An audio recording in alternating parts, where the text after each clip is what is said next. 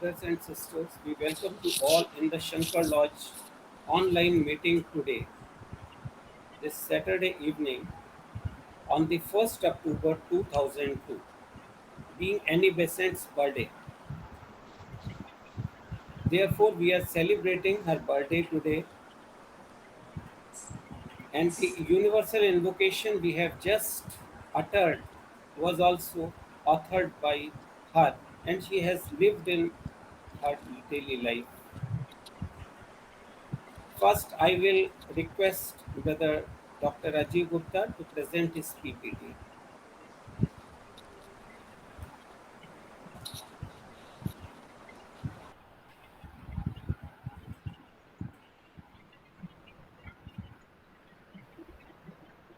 Dr. Rajiv Gupta ji.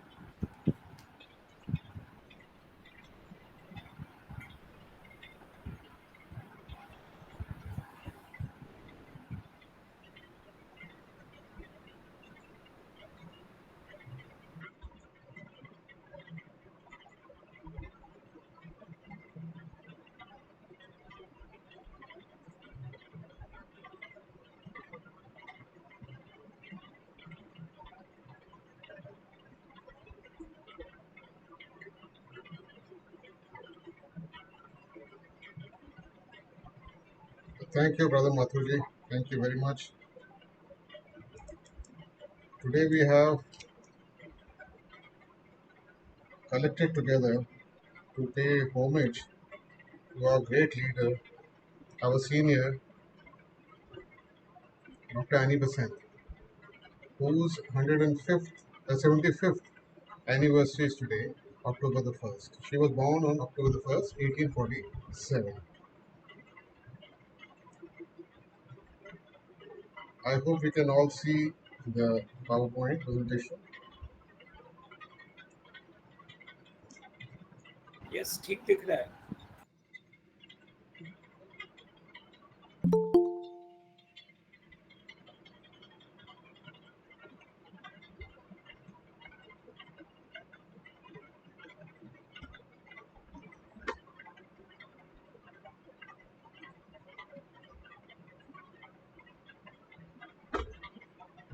Now, Dr. Annie Besant's maiden name was Annie Ward, and she was born in London to middle class parents William Page Wood and Emily Morris. They are of Irish origin. Her childhood was difficult, and her father, who was a doctor, he contracted tuberculosis. He got tuberculosis from a patient, he died consequently because of that. At that time, there was no treatment for tuberculosis. After his death, soon after his death, one of Annie Wood's brothers also died. And because of that, there was some financial problem, and her mother had to shift her to another friend of hers who was a philanthropist, Ellen Marriott, so that Annie Wood could be given good education. This was when she was 8 years old. So we can see the prarabdha of Annie Besant in this slide, that by the time she was 8 years old, she was not living with her normal biological parents. But that did not matter much because she got good education, and she got education in England, Germany, and France, and finally she uh, got honors in botany in London University. She was also very much interested in sports, and she was an expert archer as well as a croquet player. By the time she was 18, she was very much into Christianity, and really she wanted to, like Meera, she was would like to marry Jesus Christ, but of course that was not possible. So the next best thing was that she got married to a priest when she was 20 years old. But this again proved to be a disaster for her because she did not have any compatibility with her husband. Soon after the marriage, within 3 4 years, first the son was born in 1869, and then a daughter was born in 1870. Digby and Mabel. Digby and Mabel later on they came back to her mother and they joined the Theosophical Society. There were conflicts within the marriage, and she also was physically ill-treated, probably beaten up, probably some amount of physical abuse was there. And so terrible was the marriage that once she wanted to die and she was planning to take poison, and she had the poison in her hand. And as she was about to drink it, she heard a clear voice of stern reproval, which said to her, "O coward, coward, who used to dream of martyrdom, cannot stand a few years of woe." So she instantly threw the bottle out of the window and never forgot the voice. Now, at that time in England, divorce was impossible, and eventually, after 6 years of marriage, strained relationship, she got separated from her husband and returned to London, taking her daughter with her.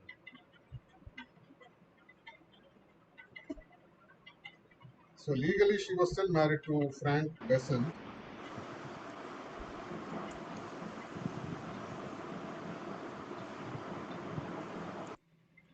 She was still married to Frank Besant, who died in 1970. Now, what happened actually in her marriage was that both the children got sick, and as she was nursing them, she used to remain a long time with the children, even up at the night also.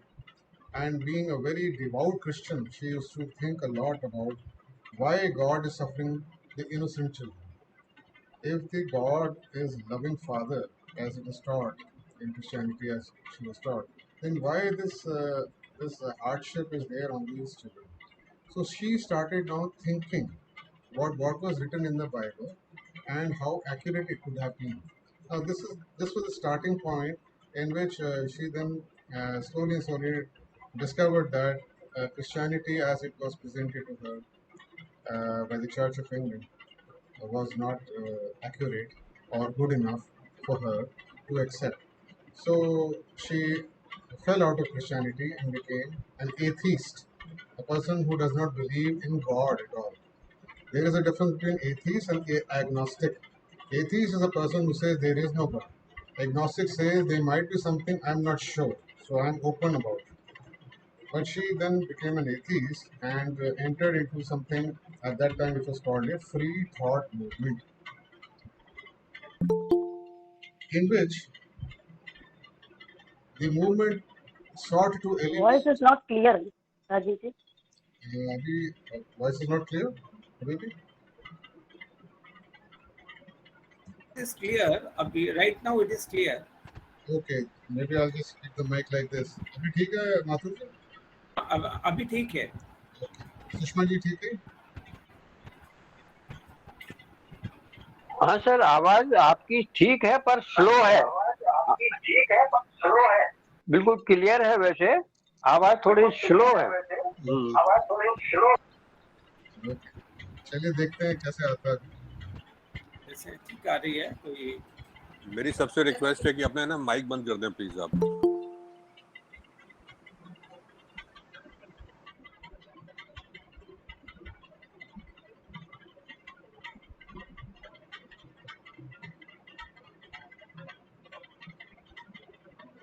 So she lost her faith in Christianity and entered into the arena of atheism and free thought movement, where the focus was on to alleviate human suffering through education and reform in the society. So in 1873, she got separated from her husband. In 1874, she became member of the National Secular Society. In 1875, 1 year afterwards, she was elected as its vice president.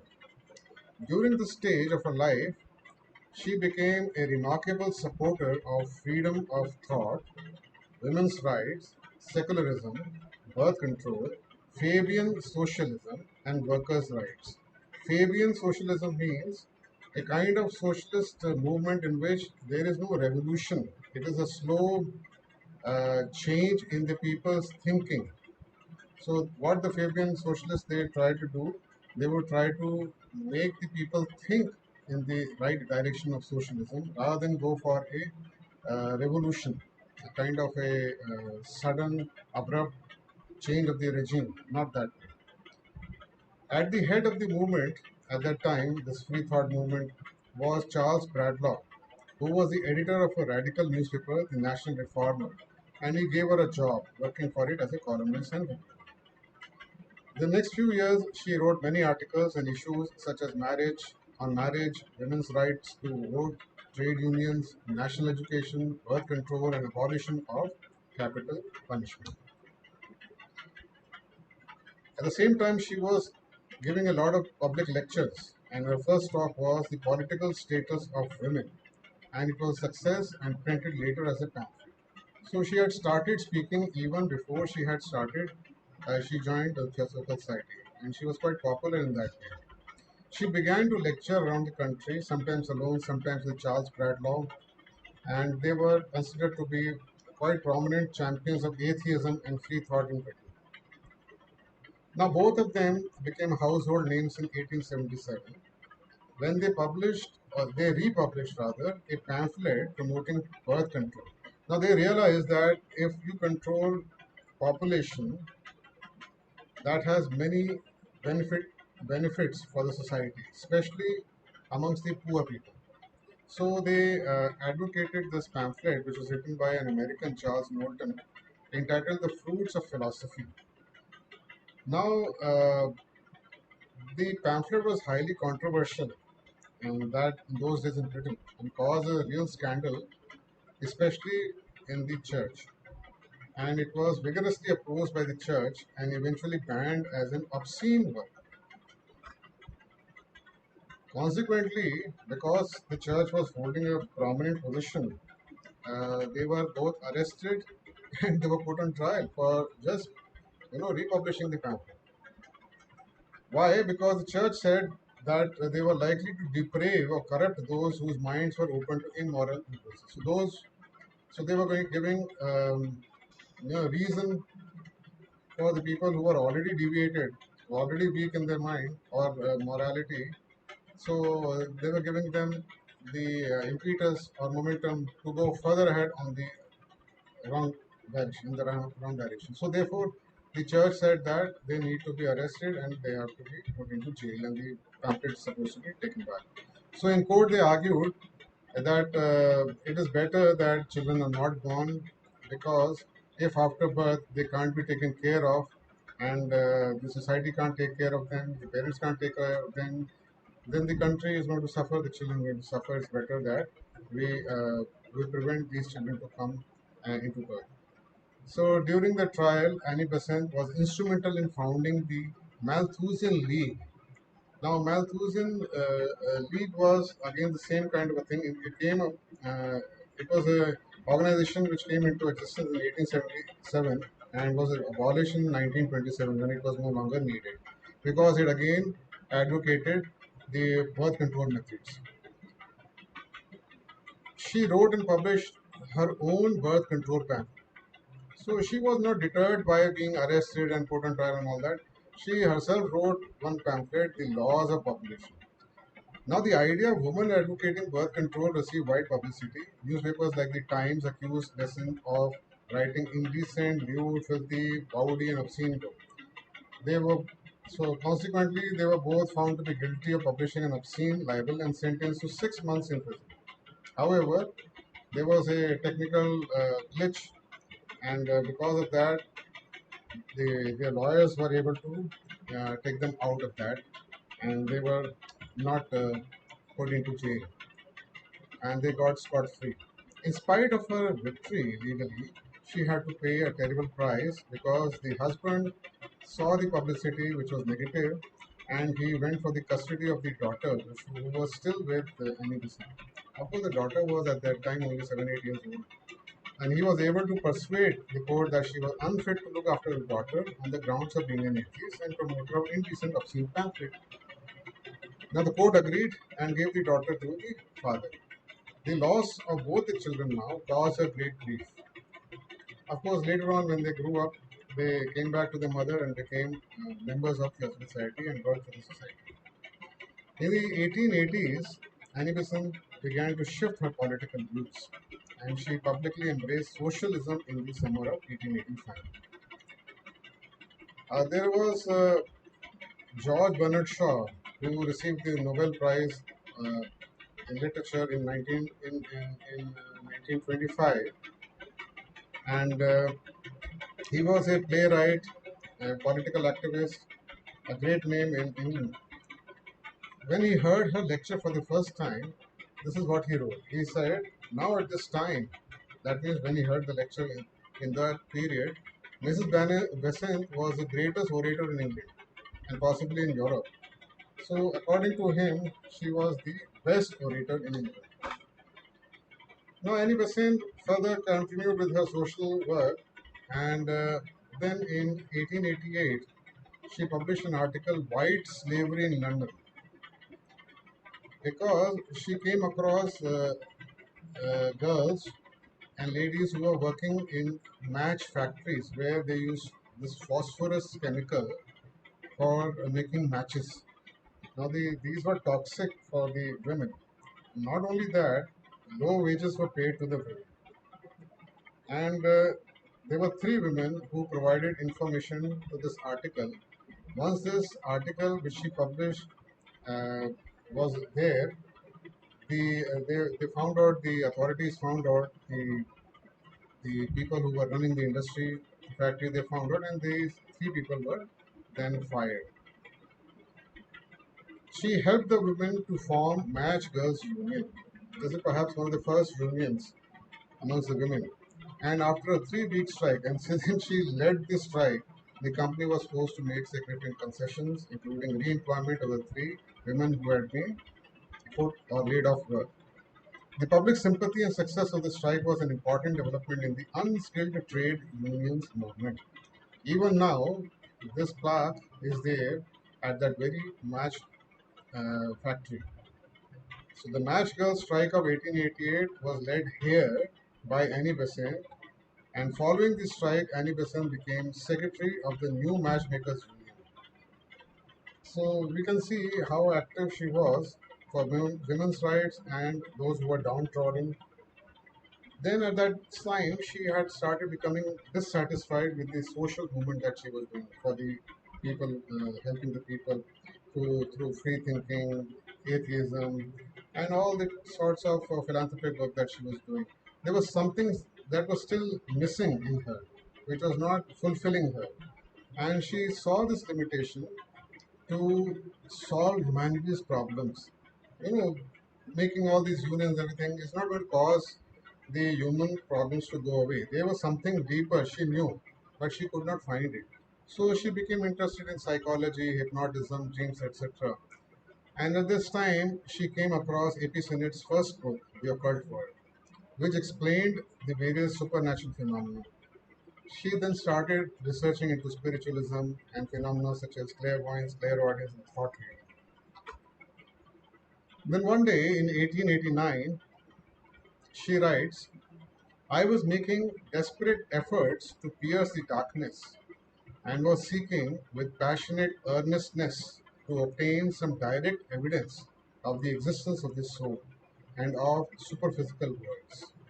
One evening, as I sat alone, concentrating my mind on this longing, I heard the Master's voice, but knew not whose it was. And after some questions asked by him and answered by me, came the promise that I should soon find the light, a promise quickly verified. This voice was at that time unknown to her. I was that of her master, who had asked her, are you willing to sacrifice everything to find truth? And she answered, yes, Lord. Then the voice continued, you will find it soon. She did not know who had spoken, but it was the same voice as heard on the earlier occasion when she wanted to commit suicide and who had said, you are a coward. So she had recognized the voice.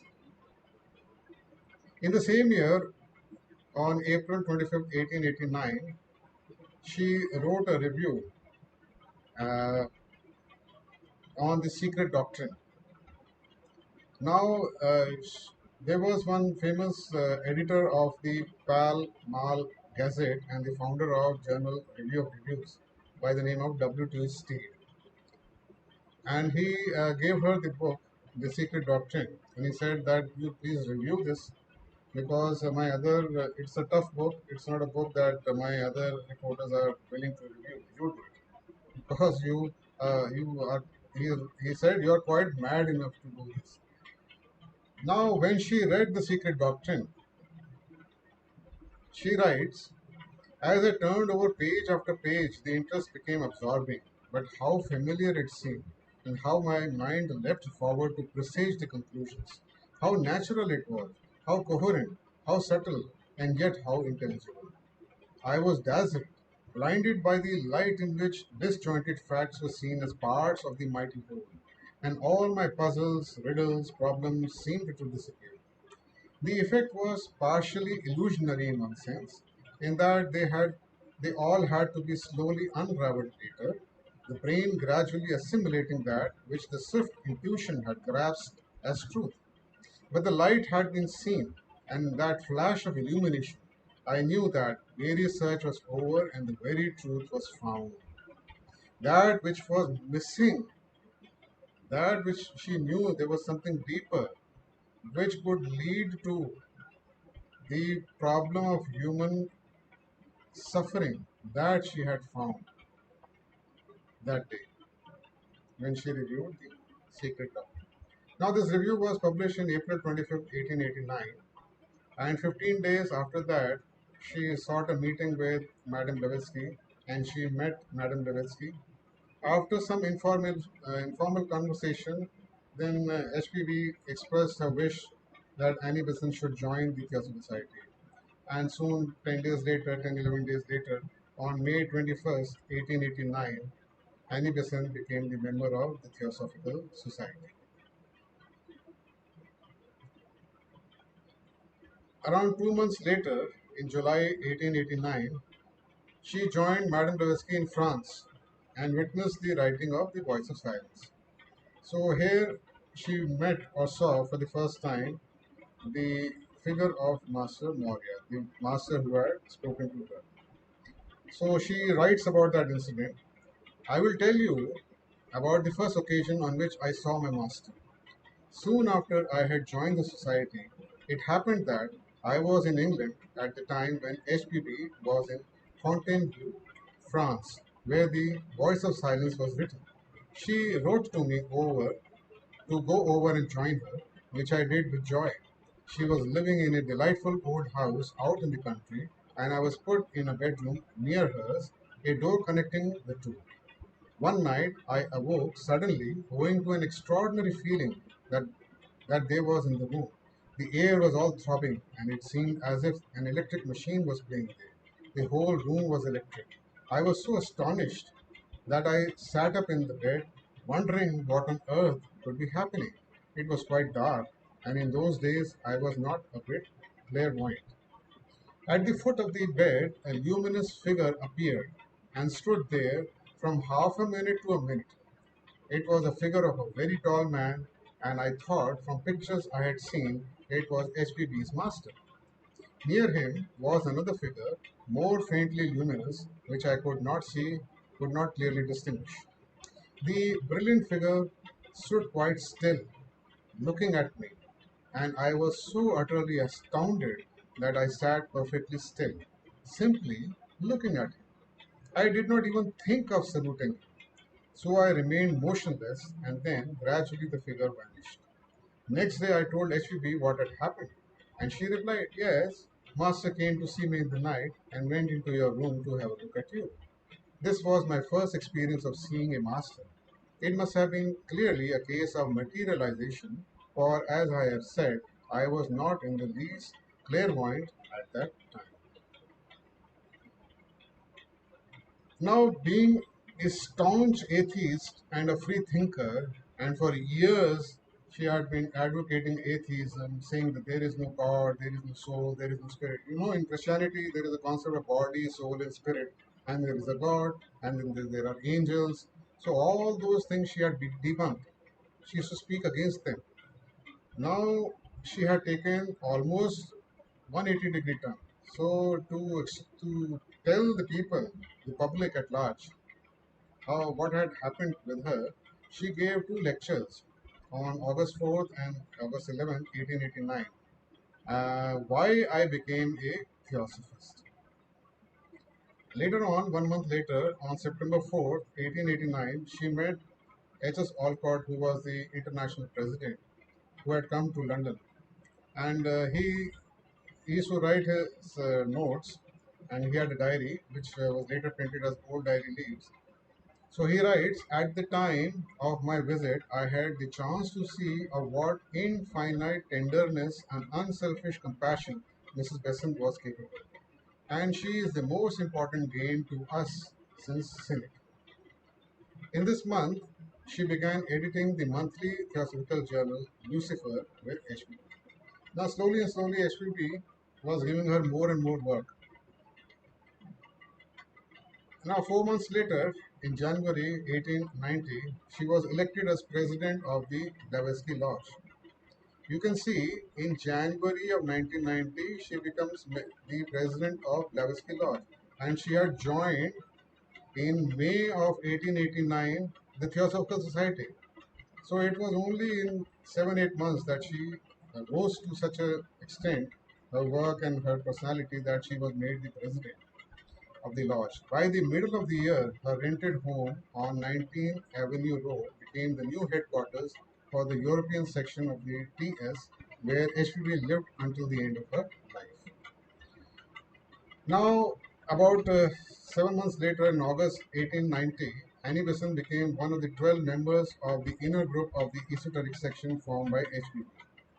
On April 1, 1891, so another 7-8 months later, a month before HPB's death, HPB appointed her to the highest official position in the inner group.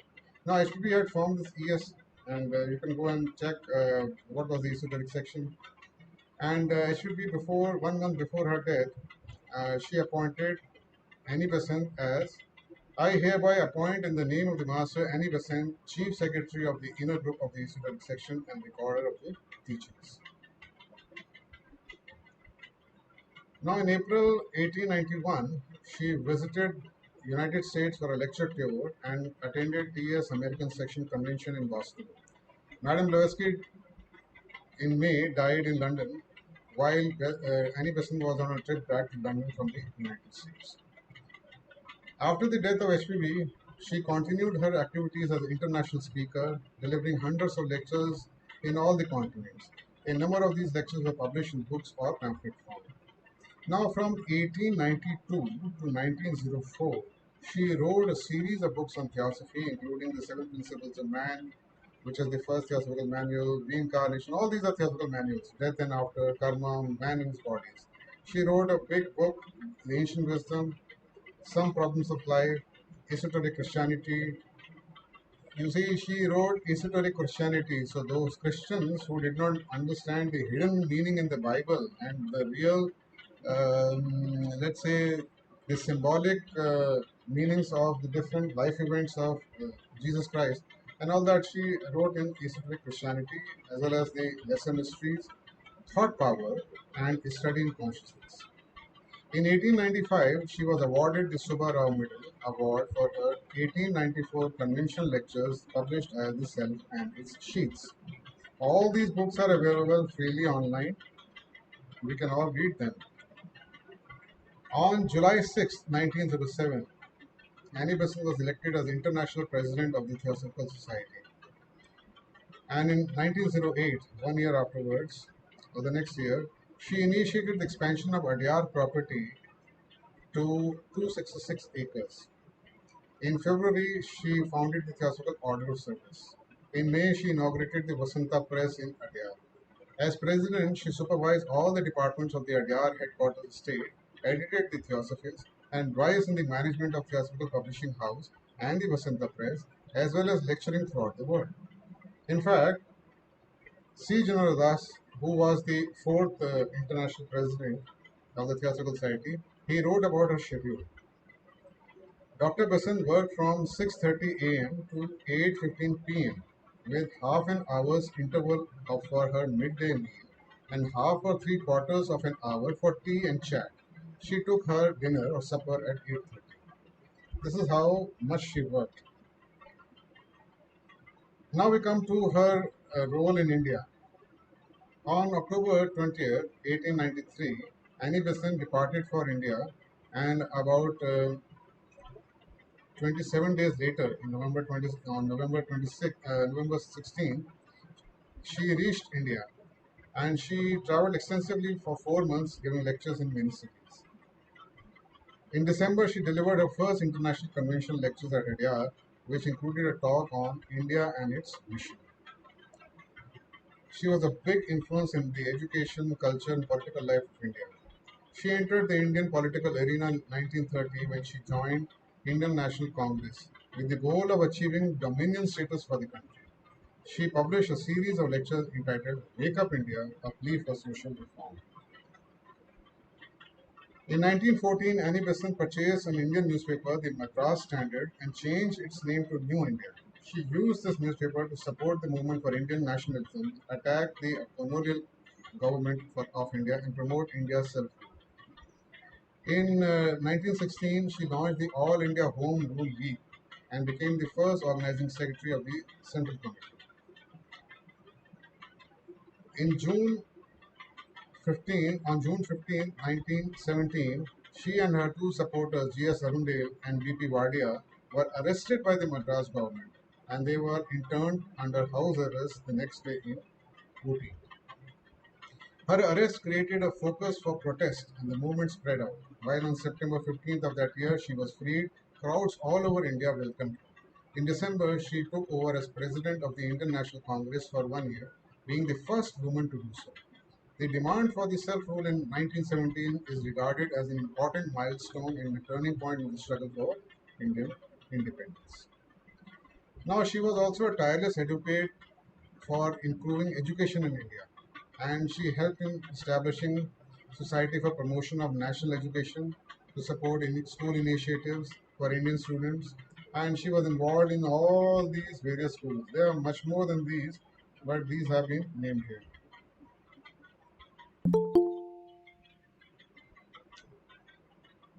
After much planning, she founded the Central Hindu College in Benares, which is now the Banaras Hindu University.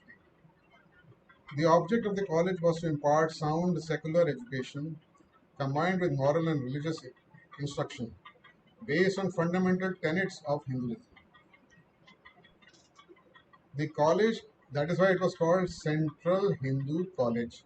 The college prepared students for MA and MSc and lower examinations of the Allahabad University.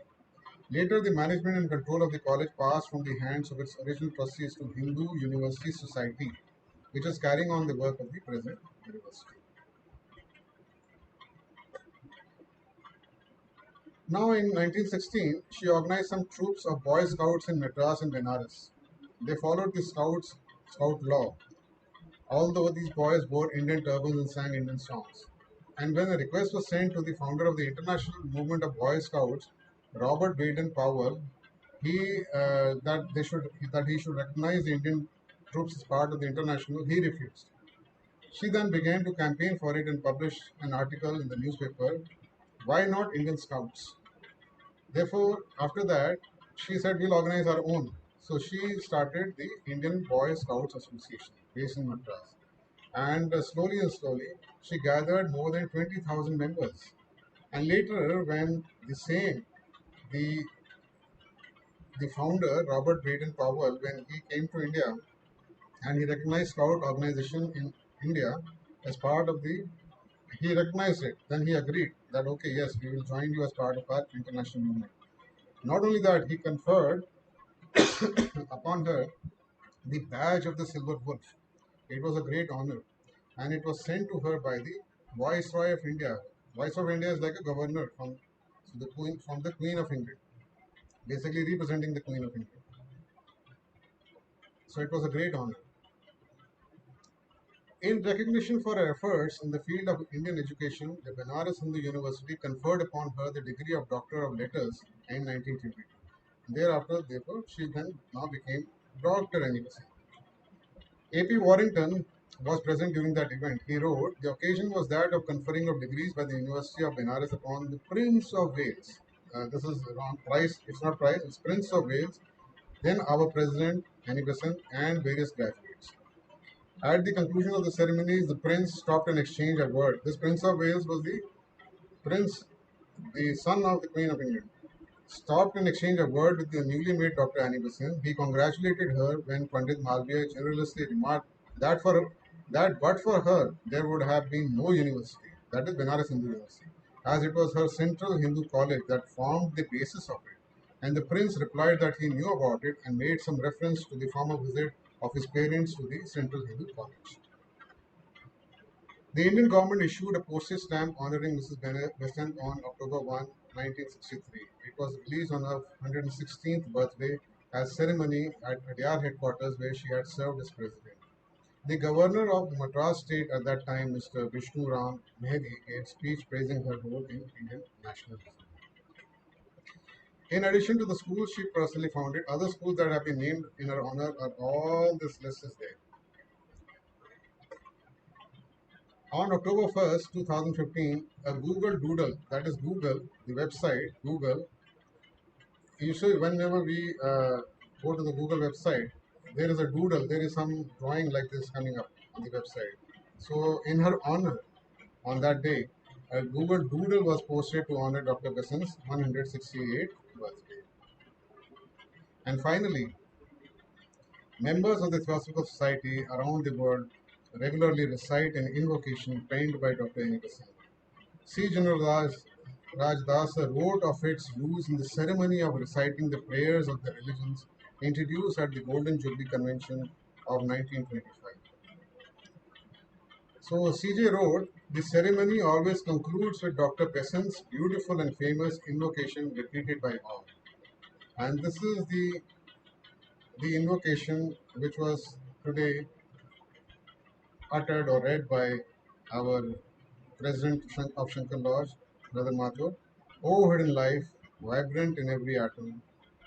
O hidden light, shining in every creature. O hidden love, embracing all in oneness. May each who feels himself as one with thee know he is also one with everyone.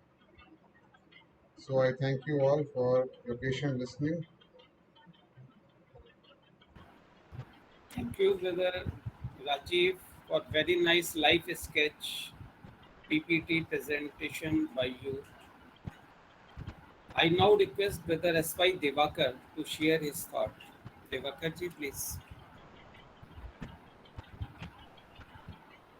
Devakarji, Yes, yeah, please. I have learned two things from her. Today, I want to make mention of those. First is her emphasis on discipline. That we have come across in all her speeches. She said once that Mahatma Gandhi was pleading to launch his movement of non-cooperation. She opposed it. And in the public meeting, Devi Kripalani writes in his biography of Mahatma Gandhi, don't sit down, don't teach indiscipline. That she said to Mahatma Gandhi, don't teach indiscipline. India is a very cultured nation state, and freedom will come when it will. But don't teach people to break law. Get the law changed, but don't break. That is the first thing, discipline. And that was very essential. Then second thing is spirituality. What is a spiritual? She has defined very well in her book, Spiritual Life. She says, if you are hurt, if you have hurt somebody, or if you are hurt, somebody is hurt. So if you are happy because somebody is happy, if you have concern for the yet unborn, the generation, then you are spiritual. This is the hallmark of spirituality. This is very good thing. She was with Banaras, and George Banaras always emphasized that we should leave this world a better place than we found it. Sani Besant believed in this philosophy. That's all I have to say. All this thing. Thank you very much. Thank you, Brother Divakar ji, for your contribution. You have given 2 points you have learned. Very nice. I now request Sister Lalita Milmani ji to share his thoughts with us. Lalita ji. नमस्कार, thank you very much. हम बहुत अच्छा आपने brief life sketch बताया animation जी के लिए, और दिवाकर जी ने बहुत अच्छे पॉइंट्स दिए कि उन्होंने उसी समय इस चीज़ पर ऑब्जेक्शन किया था, नॉन कोऑपरेशन मूवमेंट पर और सर्टेन और गांधी जी को, but still we are suffering the results of consequences of all those movements. Anyway, हमने आज सोचा है कि इनकी जो लास्ट स्पीच थी उसको शॉर्ट में बताएंगे। Last speech in 24 December 1931 2 PM पर हेडक्वार्टर हाल्स में अड्यार में उन्होंने, पहले तो वो बहुत बीमार थी, वो खड़ी नहीं हो सकती थी, सो उन्होंने सोचा कि वो नहीं आएंगी, तो लेकिन वो आई, चल नहीं पा रही थी लेकिन धीरे धीरे वो आई। उसके बारे में हम पढ़ेंगे। वो कह रही हैं, sorry I can't stand properly, I am not strong enough, I see a great many faces I know very well. They have put up the flags of all nations. वो उसको डिस्क्राइब किया हाल को। फिर बाद में उन्होंने C.W. लेडबिटर जी से कहा, Will you declare your convention open? क्योंकि खुद वो खड़ी नहीं हो पाती थी, तो लेडबिटर जी से ने कहा, Will you declare your convention open? तो प्रेसिडेंट C.W. लेडबिटर जी ने कहा, नहीं, C.W. लेडबिटर जी ने कहा, एनिबिसन जी ने जवाब दिया, Yes, I can do that, Charles. Is it the 56th year? C.W. लेडबिटर का, yes, 56th year हो चुके थे उस समय। प्रेसिडेंट ने कहा, एनिबिसन जी ने, Dear brothers, I cannot make a proper opening speech because I am not strong enough. All that I can do is to declare. All that I can do is to declare convention open. अब आ रही है थोड़ी? अब आवाज आ रही है? आवाज जी? ठीक आ रही है? आवाज ठीक आ रही है? आप अच्छा अच्छा। आप आराम से, I will, हाँ, I टाइम है, will आप try आराम and से। हाँ, I will try and come every day if I can to be here with you, but I cannot walk about or stand much. यानी हालांकि हम खड़े नहीं हो सकते हैं, लेकिन फिर भी हम I will come every day. ये उनकी डिसिप्लिन की बात जो अभी आपने बताई। This leg is very weak, strained, and I can't do much on it. So I have to hop, which would look very funny on my left leg. Very undignified to have a hopping president. अपने लिए कह रही, very undignified to have a hopping president. So I shall try and just walk steadily and pretend it is dignity. मतलब अपने लिए किस तरह से बता रही अपनी वीकनेस को कि I will just walk steadily and pretend it is dignity. I like to see you all smiling because it makes it nice and bright like sunshine. Charles, C.W. Leadbeater जी से कहते हैं, Will you tell them I am going to call on my brother Charles to speak for me as I cannot speak.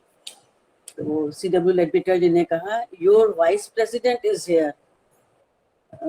The president, you can get up and speak. Vice president उस समय mister Warrington थे, तो उनके लिए उन्होंने C.W. Leadbeater ji ने कहा वो प्रेजेंट हैं, वो बोलेंगे। तो उन्होंने कहा ठीक है, Annie Besant ji, you get up and speak.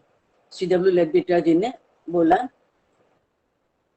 C.W. loudly so that all can hear, here is an instance, she must be obeyed. Your president asked me to tell you how very glad she is to see you all. I don't want to take up your time because your vice president is here only. As our president asked me to convey her hearty welcome, you know how it is with the first ray. You do what you are told.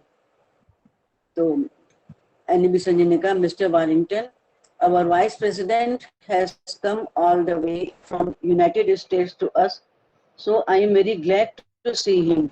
I must clap him, all clap. Yes, you get up on the platform so we can all see you. वो vice president जी खड़े हुए as Mr. Warrington was reading his address, copies of it were distributed to the members. वो address दे रहे थे तो उनकी copies members को distribute की गई, उसमें से एक कॉपी प्रेसिडेंट जी को भी दी गई, एनी बेसेंट जी को भी. President followed his speech with the copy in her hand. ऐसे नहीं सुनी, वो कॉपी अपने हाथ में लेकर के उन्होंने ध्यान से सुनी उनकी स्पीच को. Not being sure if she would be strong enough to come to the opening of the convention, Mr. Warrington, in his printed speech, alluded references to her as he read his speech. After he finished, the president desired to stand up. जब Warrington जी ने अपनी speech खत्म कर ली तो Annie Besant जी ने इच्छा प्रकट की वो खड़ी होंगी. She was helped up and standing. She spoke in a remarkably powerful and vibrant voice as follows. उस हालत में भी वो पावरफुल और वाइब्रेंट वॉइस में उन्होंने स्पीच देनी शुरू की. शॉर्ट स्पीच दी उन्होंने. अब उस स्पीच को हम पढ़ रहे हैं. President's address to the convention. Friends, the point I want to impress upon all of you today is that only as you live theosophy can you spread theosophy. ये main point है, इसको राधा जी भी बहुत एम्फेसाइज करती थी. Only as you live theosophy you can spread theosophy. It is not our words, it is our life that affects people. And I want each one of you and all whom you have influenced with to remember that the man who lives a theosophical life is the best propagandist of theosophical ideas. A man who lives a theosophical life is the best propagandist of theosophical ideas. It is not our words that influence people so much as our lives. हमारे शब्दों से नहीं प्रभाव पड़ता जितना कि हमारे जीवन जीने के तरीके से लोगों पर प्रभाव पड़ता है.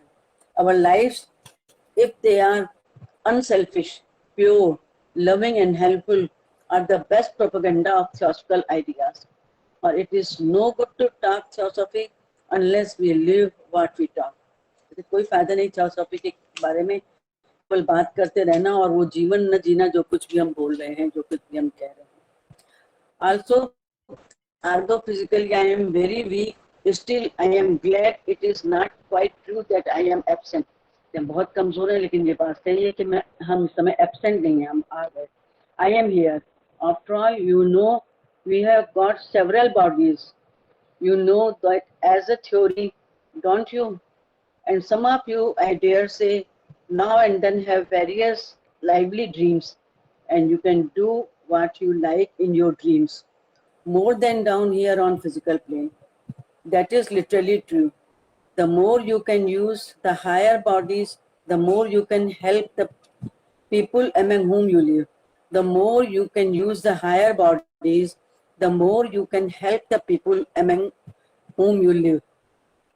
Now you can only use the higher bodies by living theosophy, so that every one of you in proportion as you live the theosophical life becomes an active propagandist for theosophical ideas. Do not imagine that because you are not learned, because you do not know many foreign languages, you cannot influence people all over the world. ऐसा मत सोचिए कि आप ज्यादा पढ़े लिखे नहीं, आप इन्फ्लुएंस नहीं कर सकते ऑल ओवर द वर्ल्ड. ऐसा मत सोचिए अपने आप को. You can, because they see your life. They मतलब because they see your life. जिनसे भी आप कम्युनिकेट करते हैं या जिनके बीच में भी आप रहते हैं, they see your life. They translate that life into their own language. If you do a kind thing and people see you do it, you do not have to tell them it is a kind thing. आप कोई अच्छा कार्य करते हैं तो उसको कहने की जरूरत नहीं है. लोग उसको अपने आप देखते हैं कि आपने कोई अच्छा कार्य किया. उसको बताने की, कहने की जरूरत नहीं है. They will see it and they will say to others, oh, so and so is a theosophist, so we know he will be helpful.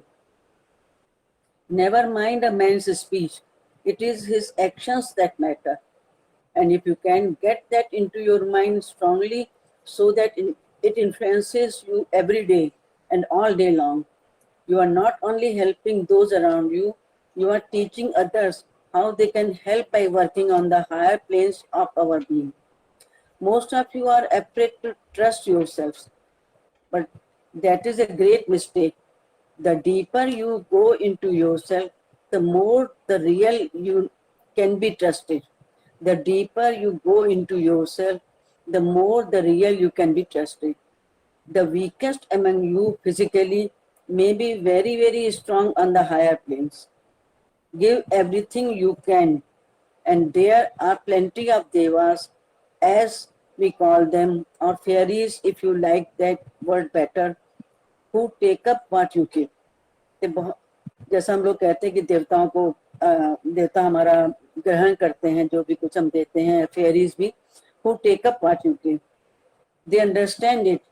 They see us doing kind things all the time. They say, here are people who help others. We can help others by helping them. And they pour out their life to you who are willing to give it away. It is not what you hold on to that in your real character. That is your life that spreads its example everywhere around. Just as to rose sends out its fragrance much farther than it is able to spread the sight of its beauty. So rose का flower होता है, वो उसको हम कितनी दूर से देख सकते हैं, लेकिन उसकी फ्रेग्रेंस बहुत दूर तक हम महसूस कर सकते हैं. तो वही जैसा the rose sends out its fragrance much farther than it is able to spread the sight of its beauty. पढ़ सकते हैं, 2 stanzas और हैं. Learn to trust the divine in you. There lies your real strength. You are divine. You do not want to look up to the skies to find the divine. Look into your own heart, and the divine is alive in you. It is you who can send out each of you around himself the life that comes from above. L capital say, it is you who can send out each of you round himself the life that comes from above. Do not be distressful. That poisons your usefulness. Trust God in you more than you trust God in the sky, or God down somewhere in the world you don't know where. Trust God in your own heart, and He is always with you. For your heart is always the life in you, and that life is divine. For your heart is always the life in you, L capital से है, life in you, and that life is divine. ये भी L capital से, and that life is divine. If only I could inspire you with what I know to be true, that the very best of us is when we pour our love to those around. You know the old story about one of the apostles of the Christ who was very, very old, older than I am now, over 100, and they used to carry him down every day to the meeting, and he could not talk to them, but could send out his love to them. And his love went into their hearts and spread in every direction. And his most useful days were the days when he did not talk, but lived the God within him. And so I say that to you, I say to myself often, I speak to myself and say, oh, you old woman, what is the good of you? What can you do for people? Then I answer, अपने आप से प्रश्न करती हैं, अपने आप ही उत्तर दे रही हैं. Because very deep within me, I am God. Then I can do all things because I am divine. Believe that as the reality. Do not think of it only as dreams.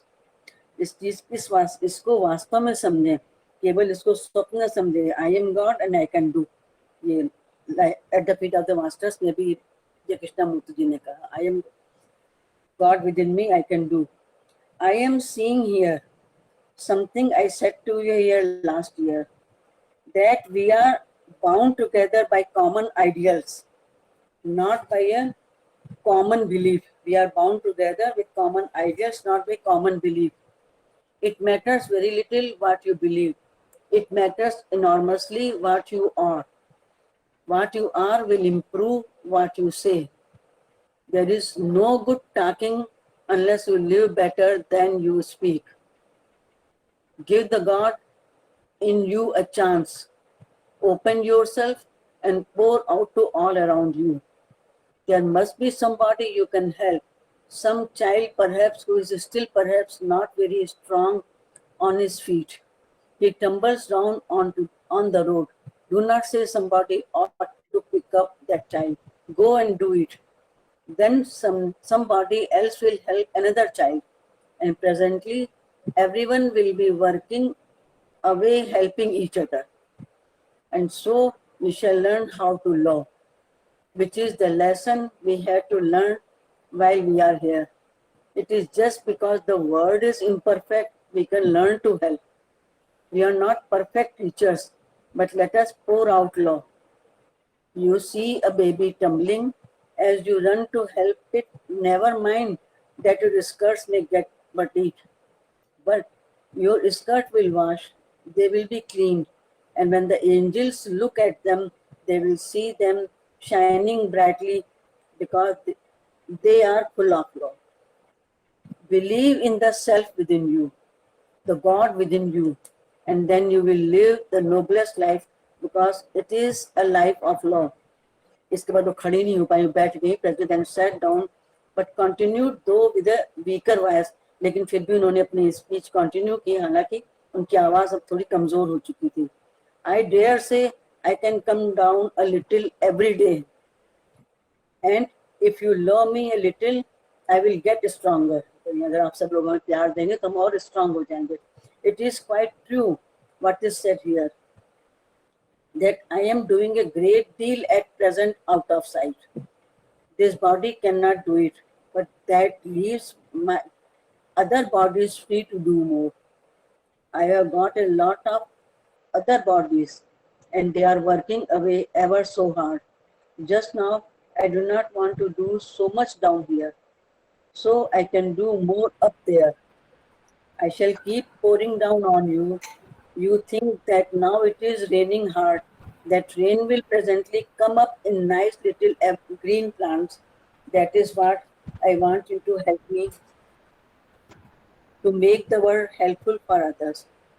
Never mind about yourself. If we do not take care of ourselves, then the higher powers will take care of us. If we think of ourselves, they look at us and they say, he is not of much use. Let us find somebody who is giving himself fully. When we give ourselves fully to others, when we help others, then higher selves help us in return. The real reason why my brother Charles and myself get along pretty well is that we are always trying to help each other. I help him and he says, what a nice creature she is. And then he helps him and I say, what a fine man he is. The best of us is always the divine part. We must believe in ourselves. We cannot believe in God if we cannot believe in man. We cannot believe in God if we cannot believe in man. Great is the philosophy which molds the minds of men. Great is science which gives light of knowledge to the world. But greater than all is religion which teaches man his duty, which inspires man with strength to accomplish it. Greatest of all is that knowledge of the human soul which makes daily service the path of progress and finds in the lowest world the step that leads to the highest achievement. Elevation. Thank you. हमारी समझ में ये या हमके तीन शब्द बहुत ज़्यादा emphasize कर रहे हैं. Live मतलब violently दूसरों को help करने के लिए lives नहीं है. Live, love, love. जब आप दूसरों के लिए ये इंडियन थियोसॉफिस्ट है 2005 का, उसका फर्स्ट चैप्टर, इसमें फर्स्ट चैप्टर में उनका लास्ट स्पीच दिया हुआ. Thank you very much for listening. Thank you, Sister Lalita ji, for inspiring us the vital contribution of Annie Besant, especially as you promulgate theosophy only as you live theosophy. That's the main thing. Now I request Brother Vibhuvan Bhatnagar ji to please share his thoughts. Bhatnagar ji. नमस्कार. आवाज आ रही है मेरी? Hello. हाँ, आवाज आ रही है आपकी. जी जी जी, ठीक है. मुझे ये अवसर देने के लिए धन्यवाद। बहुत थोड़े से कुछ एक दो बातें मैंने नोट की हैं, मैं हिंदी में बोलूँगा। एक इशू सबसे हिंदी पहले, में बोलिए, हिंदी इंग्लिश हाँ कोई जी जी जी जी, सबसे पहले जो मुझे अपील करती है बात कि इनका जन्म भारत की आज़ादी के उद्देश्य को लेकर हुआ, क्योंकि 1947 में हम आज़ाद हुए, इनका जन्म होता है 1847। 100 साल पहले इनको जन्म देके तैयारी की गई आज़ादी के लिए। पहली चीज जो मुझे इनके जीवन में लगती है। दूसरा, इन्होंने सारे जीवन वैचारिक स्वतंत्रता, थॉट फ्रीडम के लिए काम किया और इस चीज को प्रोपोगेट किया। और भारत की आज़ादी में जो इनका सबसे बड़ा योगदान है, अमेरिका के राष्ट्रपति वुडरो विल्सन से ब्रिटिश पार्लियामेंट पे प्रेशर डलवाया और जो होम रूल को पास करवाया इंडिया के लिए, वो आधी आज़ादी कहलाती है। उससे इंडिया में लीडरशिप की फर्स्ट लाइन ने जन्म लिया और एक शुरुआत हुई पूरी आज़ादी के लिए। और तीसरे, इन्होंने जो किया है, थियोसॉफी को सारे वर्ल्ड में फैलाने का काम किया, सारे वर्ल्ड में दौरे किए और जो थियोसॉफिकल थॉट है उसको वर्ल्ड में स्प्रेड किया। इनके जीवन का एक उदाहरण बताऊंगा। अब आजादी के 60 साल पहले सांची के स्तूप का इन्होंने दौरा किया था और तब जो अशोक स्तंभ, जिसे हम कहते हैं अशोक का जो चिन्ह है, वो देख करके इन्होंने कहा था कि भारत आजाद होगा और उसका प्रतीक चिन्ह ये अशोक चिन्ह, अशोक का राज्य चिन्ह भारत का राज्य चिन्ह बनेगा। ये बात आजादी के 60 साल पहले इन्होंने कह दी थी, जो जब विजिट करने गई सांची स्तूप को। तो ये सारा स्पिरिचुअल प्लान था इनको जन्म देने का। धन्यवाद। धन्यवाद भटनागर जी, आपने बहुत अच्छे पॉइंट्स बताए। वैचारिक स्वतंत्रता जो इन्होंने दी एनी बेसेंट जी ने, और भारत की स्वाधीनता। अब now house is open and any member can share his thoughts with us by unmuting his or mic. Sushma ji, मैं चाहूंगा आप कुछ बोलना चाहेंगे। नमस्कार। नमस्कार। नमस्कार। राजीव जी ने तो पूरी हिस्टोरिकल फैक्ट बता दिए फ्रॉम बर्थ टू डेथ और क्रोनोलॉजिकली बताए, और उसके बाद अन्य ललिता जी ने, शशियोनी जी ने और भटनागर जी ने जोड़ा। मैं मेरे भी सुनते सुनते बहुत से ख्याल आए मन में। यदि 2-3 मिनट हो तो मैं बात अपनी कह सकती हूँ। हाँ, आप आराम से 2-4 मिनट, कोई मुझे नहीं, हाँ छोटा एक सा। बात याद आई इनके लिए कि हाँ, a vision without action is a dream and action without vision is a drudgery, but combination of vision and action is hope for humanity. तो जो एनी बेसेंट है वो उसका उदाहरण है।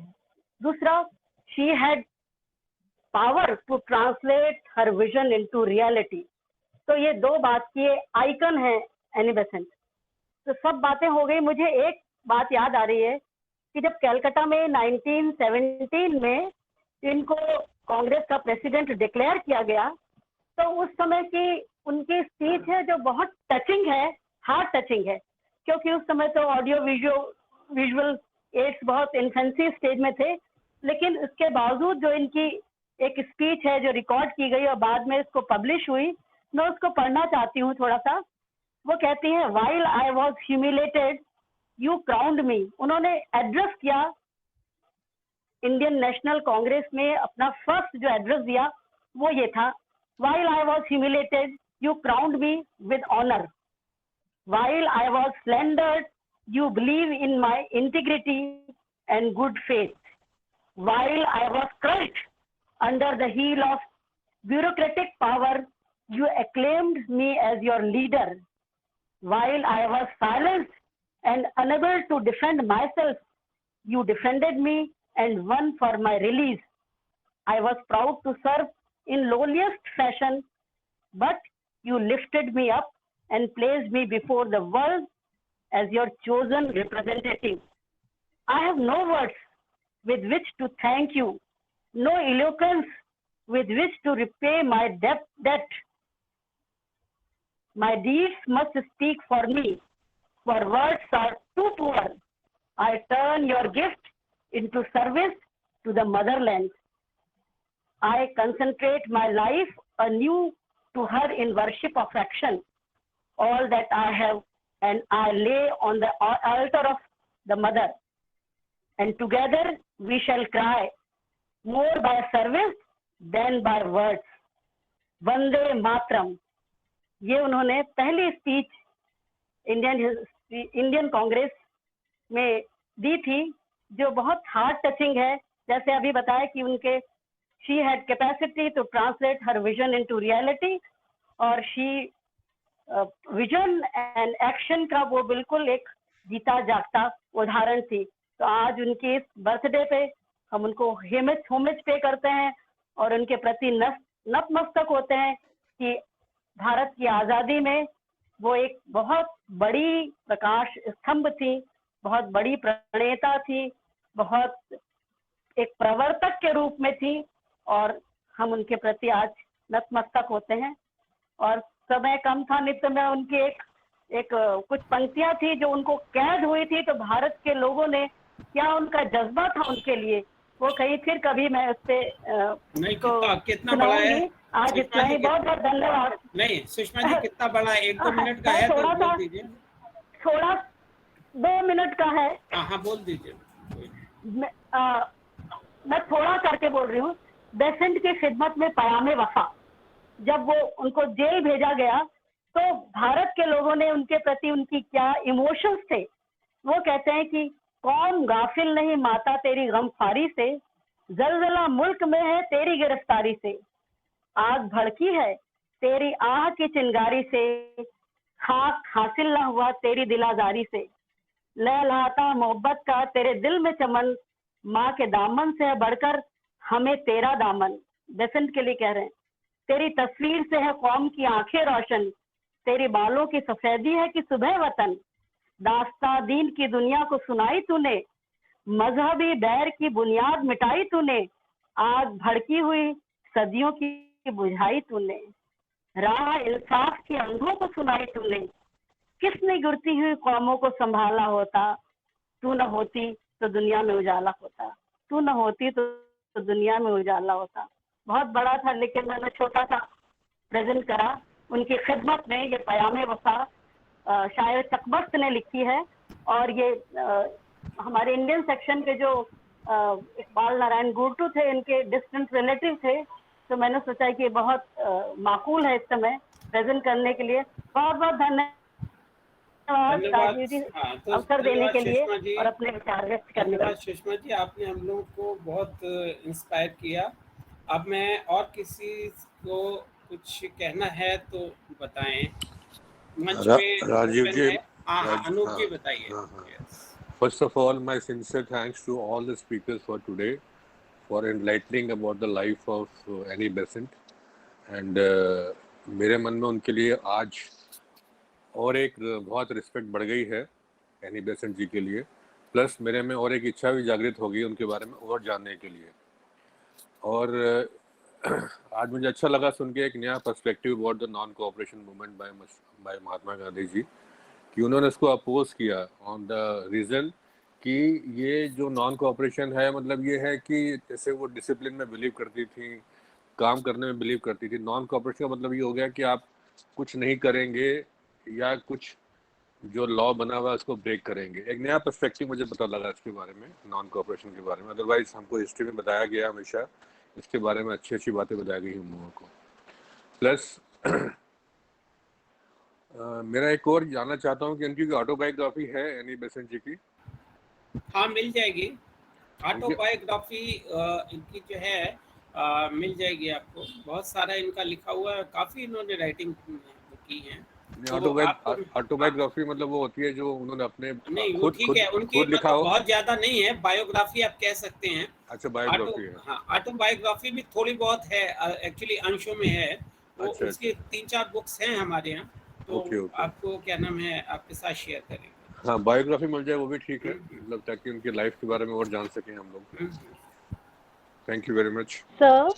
ऑटोबायोग्राफी जो है डॉक्टर एनी बेसेंट की, वो एक ऑडियो बुक पड़ी हुई है। जब हम यूट्यूब वीडियोस में जाते हैं और टाइप करते हैं autobiography of doctor Annie Besant, okay वो एग्जैक्टली उनकी पूरी लाइफ हिस्ट्री है उसमें, 3 आवर्स की अप्रोक्सीमेटली।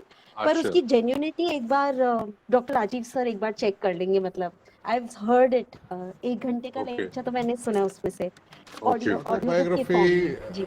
हाँ ऑटोबायोग्राफी जो है ना वो इनकम्प्लीट है, उन्होंने लिखी थी मगर उन्होंने थियोसॉफिकल सोसाइटी में आने के बाद का पोर्शन काफ़ी हद तक उसमें नहीं लिखा हुआ। उनके बारे में बहुत सारे लोगों ने बहुत ये कुछ सी लिखा है। सी जिन्नास दास जी की है, short brief biography of Annie Besant. ये बायोग्राफी है। जी हाँ बायोग्राफी बहुत भाई, लोगों ने ललिता लिखी हुई जी ने है। दिखा दिया ना, और जी भी जी जी। सी जिन्नास दास जी की है। हाँ, श्रीजनराज और दास जी ने बायोग्राफी। और एक अभी अनूप छपी है पेट्रो ओलिवेरा और CW लेपिटर हाँ जी हाँ की, हाँ। वो अभी है। और पहले के भी इनकी ऑटोबायोग्राफी, लेकिन वो ऑटोबायोग्राफी इंडिया आने तक की है उनकी, इंडिया आने के बाद की नहीं है उसमें।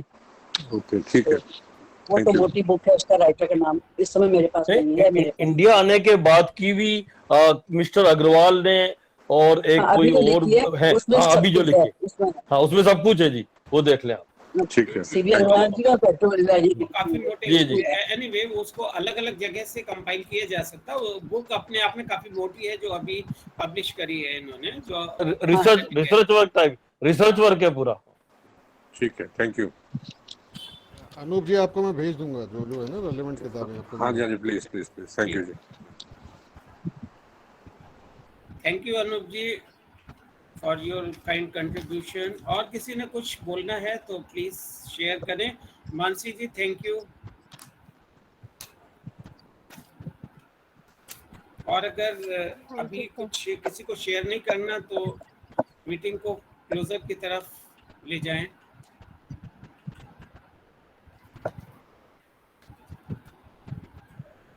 Okay, we are thankful to all the participants who have attended the present meeting. Uh, thank you all. अब हम लोग प्रेयर करेंगे।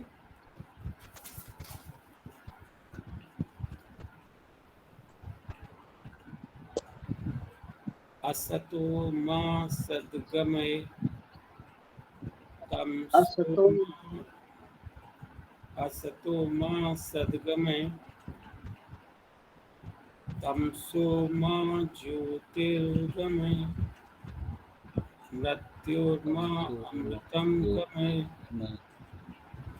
सर्वे भवन्तु सुखिनः, सर्वे सन्तु निरामया, सर्वे भद्राणि पश्यन्तु, न कश्चित् दुःखभाग् भवेत्। ॐ शान्ति शान्ति।